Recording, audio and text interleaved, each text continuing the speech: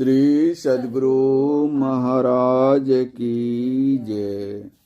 प्रातः स्मरणे अनंत श्री विभूषित परमाराध्य संत सद्गुरु महर्षि में ही परमहंस जी महाराज का प्रवचन।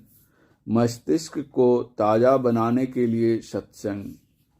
बंदो गुरु पद कंज कृपा सिंधु नर रूप हरि महामोह तम पुंज जासु वचन रवि करनिक। प्यारे लोगों, जिस क्षेत्र में हम लोग सत्संग कर रहे हैं वह बड़े महत्व का है। यहाँ भगवान बुद्ध बहुत सत्संग क्या करते थे। यहाँ निकट ही वेणु वन में भगवान बुद्ध सत्संग कराया करते थे। यहाँ और भी पहाड़ पर उनका स्थान है। यह पुण्य भूमि है।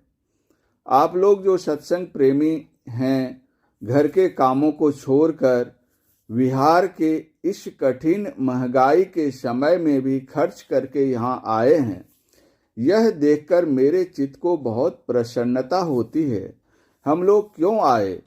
इसलिए कि जहाँ 2500 वर्ष पूर्व भगवान बुद्ध सत्संग करते थे वहाँ सत्संग करें। सत्संग से हम क्या सीखते हैं? बच्चे खेल खेल में खिलौने में खुश होते हैं।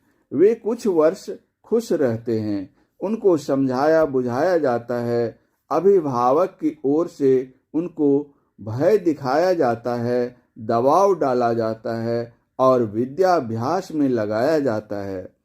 जैसे जैसे वे विद्याभ्यास में बढ़ते हैं वैसे वैसे उनके ज्ञान का विकास होता है। वे समझते हैं कि बचपन का खेल भले ही छूट गया, वह सदा का सुखदायक नहीं था।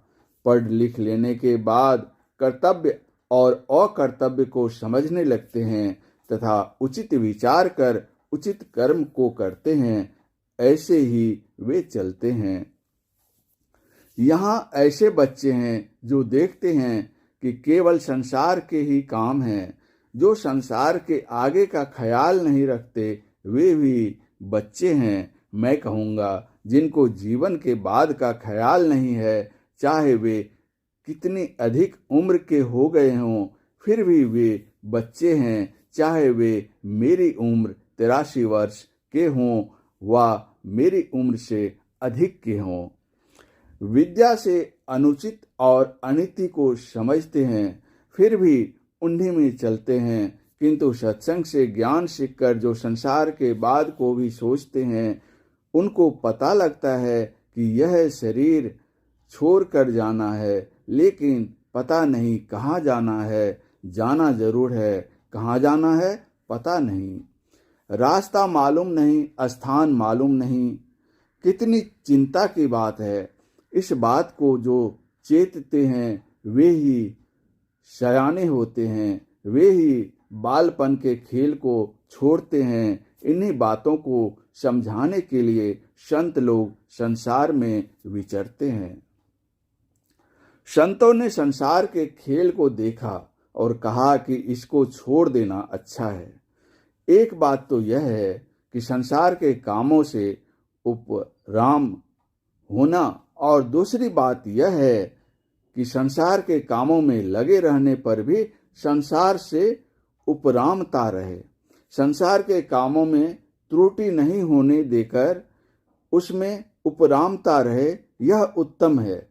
जो संसार के कामों को छोड़कर रहते हैं वे भी संसार के कामों और प्रबंधों को छोड़कर नहीं रह सकते। मनुष्य को समझ में आवे कि रास्ता क्या है, जाना कहाँ है, सबसे उत्तम स्थान कहाँ है, यह भी संसार का ही काम है। और कामों से मन को हटा लिया जा सकता है, लेकिन इससे हटा नहीं सकते। बड़े बड़े संतों महात्माओं को ऐसा ही देखा गया। वे लड़ाई के मैदान में नहीं गए, खेती करने नहीं गए, नौकरी नहीं की, लेकिन यह काम अपने ऊपर ले लिया कि चलना है रहना नहीं, चलना विश्वाबीस। यह ख्याल देते रहे चलना किस रास्ते से है, कहाँ जाना है, इस बात को समझाते हैं। यह समझाना निर्वाण में जाकर नहीं होता, संसार में रहकर ही करते हैं। दूसरे वे हैं जो संसार के कामों को करते हुए अपने चेतते हैं और दूसरों को चेताते हैं, जैसे भगवान श्री कृष्ण। भगवान बुद्ध सन्यासी हुए, औरों को भी उन्होंने सन्यासी बनाया। भगवान बुद्ध के समय में जितने सन्यासी हुए उतने किन्हीं के समय में नहीं। केवल सन्यासी ही नहीं बनाए, राजा और सेनापति भी उनके शिष्य थे। उनको उन्होंने सन्यासी नहीं बना लिया, उस तरह की शिक्षा दी। करते कर्म करो विधि नाना, सुरत राख जह कृपा निधाना। युद्ध भी करो और स्मरण भी करो, तन काम में मन राम में। कर्म करे करता नहीं, दास कहावै सोए। कबीर साहब कर्म करते थे, उन्होंने अपने जीवन यापन के लिए किसी दूसरे पर भार नहीं दिया।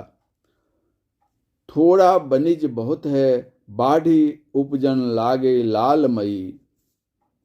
संतोष उनको बहुत था, थोड़ा सा काम करते थे, अपना जीवन यापन जिससे हो। मतलब यह है कि जो सन्यासी हो जाते हैं उनका कर्तव्य हो जाता है कि वे संसार के पार को बतावें, संसार में सदा रहना नहीं है। समर्थ रामदास ऐसे थे कि वे शिवाजी राव को चलाते थे, राजा को भी अपनी राय देते थे। शिवाजी ने कहा कि मैं तप करूंगा, समर्थ ने कहा मैं तुम्हारा तप करता हूं, तुम तलवार लो। गुरु गोविंद सिंह जी महाराज ने दोनों काम करके दिखाया, भजन भी तलवार भी। गुरु गोविंद सिंह जी महाराज कभी अनीति में नहीं गुजरे। बेटे मर गए लेकिन उन्होंने शोक नहीं किया। उन्होंने समय को देखा, संसार में युद्ध ही युद्ध होता है। वेद के उपदेश से यही मालूम हुआ कि इंद्रिय का सुख सुख नहीं है, संसार के पदार्थों में सुख नहीं, ईश्वर भजन में सुख है। भगवान बुद्ध के वचन का धम्मपद ग्रंथ से पाठ हुआ, उसमें भी यही आया, ईश्वर भजन करो। ऐसा तो उसमें नहीं आया, लेकिन यह आया कि संसार के सुखों में आसक्त मत हो। तब क्या करो? संसार के सुख में नहीं फंसकर शरीर सुख से जो विशेष सुख है उस ओर चलो, निर्वाण की ओर चलो। यह संसार जो दीप टेम के समान जलता है, सदा के लिए बुझ जाए, उधर चलो। हम लोग इन्हीं बातों को याद दिलाने और जो नहीं सुने हैं उनको सुनाने के लिए यह सत्संग करते हैं। जिनको सत्संग का चस्का लग जाता है वे दूर दूर से आते हैं। उनके मस्तिष्क को ताज़ा बनाने के लिए सत्संग होता है। सुनकर लोग विद्वान होते हैं। भगवान बुद्ध ने जो वचन कहे थे लोगों ने सुने, याद रखे, लिखे तो पीछे गए। उपनिषद के पाठ में आया कि भवसागर को पार करने के लिए सूक्ष्म का मार्ग अवलंबन करो। स्थूल रास्ते पर चलकर संसार भर ही रहोगे, बाहर नहीं जा सकते। संसार का मार्ग तो यह है कि यहाँ से कलकत्ता जाओ और कलकत्ता से यहाँ आओ, यह स्थूल मार्ग है। दूसरा मार्ग है कि शरीर छूटने के बाद, संसार से जाने के बाद आराम से रहना हो। इसके लिए जो उत्तम उत्तम कर्म हैं स्थूल दर्जे के ही हैं, फिर भी उत्तम हैं, उनको करो। सूक्ष्म मार्ग बहुत उत्तम है। लख रे कोई बिरला पद निर्वाण, यह बाहर में नहीं है, भीतर का रास्ता है। उस पर पैर से चला नहीं जाता, सूक्ष्म अवलंब लेकर चलना होता है। बिन पावन की राह है, बिन बस्ती का देश, बिन पिंड का पुरुष है, कहे कबीर संदेश। इस सत्संग से यही सब बातें बताई जाएंगी। मैं धीरे धीरे बतलाऊंगा कि सूक्ष्म मार्ग कहाँ है, उसका आरंभ कहाँ से है और अंत कहाँ है। मैं विश्वास दिलाता हूँ कि मैं बतलाऊंगा कि जहाँ से आपको फिर लौटकर इस संसार में आना नहीं होगा। परमाराध्य गुरुदेव का यह प्रवचन नालंदा जिलांतर्गत भगवान महावीर और भगवान बुद्ध के विहार स्थल राजगीर में 58वां अखिल भारतीय संत मत सत्संग का विशेषाधिवेशन दिनांक 28/10/1966 ईस्वी के प्रातःकालीन सत्संग में हुआ था। श्री सद्गुरु महाराज की जय।